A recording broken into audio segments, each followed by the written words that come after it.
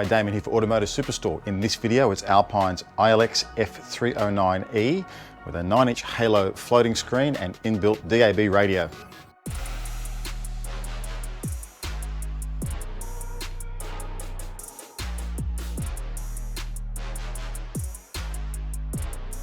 So let's start by having a look at what comes in the box. So floating screens like this one, or Alpine's Halo as they call them, they actually come as two separate parts in the box. The chassis itself that bolts into the dashboard of your car, and then the screen as a separate part, and you'll be mating those together and then affixing them with some screws on the side. The screens on these can be adjusted for height up and down and for tilt fore and aft, so you can get the perfect angle and position in your dashboard. You've got to make allowances for things like, aircon vents and controls as well, so that's important to be able to adjust the screen fully like this one here. You get the main power loom in the package. That gives you your power earth trigger, accessory connections, and access to the wires for the internal powered amplifier in this. Power for this one's about 20 watts RMS by 4 or 50 watts max if you want to do it that way. This is the loom for your RCA pre-outs to connect external amplifiers, front, rear, and subwoofer pre-outs 4 volts RMS. This one's for your steering wheel controls and microphone input. This one here is for camera connections. This is a USB extension, and then your microphone for your Bluetooth. What's nice about them being separate looms as opposed to permanently attached, a lot of this stuff can be permanently attached to other models, is if you're not going to put external amplifiers, leave that loom out. It's nice and cuts down on the clutter inside the dashboard and actually makes the installation a bit simpler. Besides that, there's a couple of plastic panels here that will just go on the side once this is in and bolted together, just to make it look a bit neater on the sides. A host of screws and bolts and bits and bobs you'll need to put that all together. A DAB antenna for the digital radio that's built into this unit, and a GPS antenna. Now, this really just assists with the accuracy of Google Maps or your Apple Maps built into your phone that you'll be using. You get a full manual as well. Now, besides that, if you want to add an optional cable yourself, pick up one of our Apple's Lightning to HDMI adapter cables and an HDMI cable, and this unit can also do screen mirroring from your phone. Now, you may be wondering what the difference is between this 9-inch Halo screen from Alpine and the slightly more expensive ILX F509A 9-inch Halo screen from Alpine. So here's the core differences. This one here, the native resolution of the screen is 800 by 480, where the 509 is 1280 by 720, so high definition versus standard definition screens. This one doesn't have wireless CarPlay or Android Auto, the 509 does. Similarly, this one, while it does do FLAC high-res file playback from USB, the 509E claims to be able to do that wirelessly as well. Besides that, also, this one has a 9-band parametric EQ versus a 13-band in the 509E. Single USB, dual USB for the 509E. And while they're rated at about the same power, 50 watts max by 4, the 509E has a Class D amplifier. This one doesn't, though that's kind of academic as far as you're probably concerned. So here's the standard screen it launches into for Apple CarPlay. For CarPlay and Android Auto, they really only access the important apps you need for communication and for your navigation and audio listening. With CarPlay, you just swipe left and right to access those apps, where with Android, you just swipe up and down.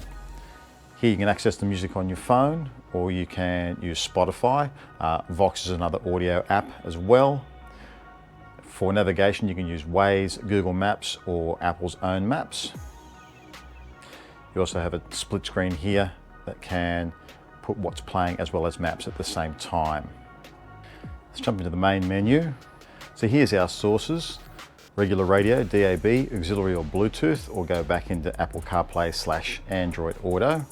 Let's go into setup. Here we can adjust things like the screen color.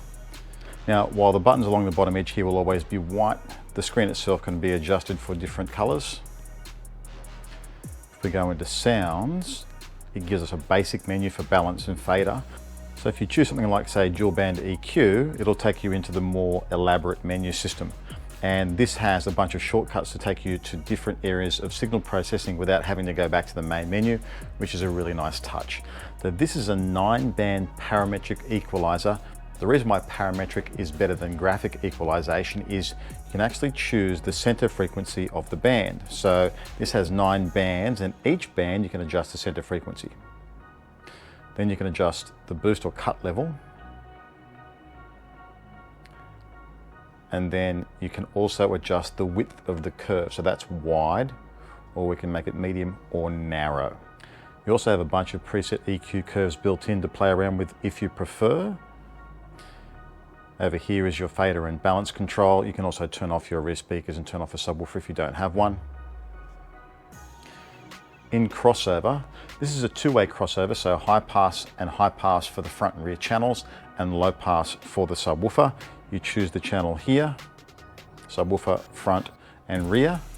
You can choose the slope, and you can go from 24, 18, 12, down to 6, or no filter at all.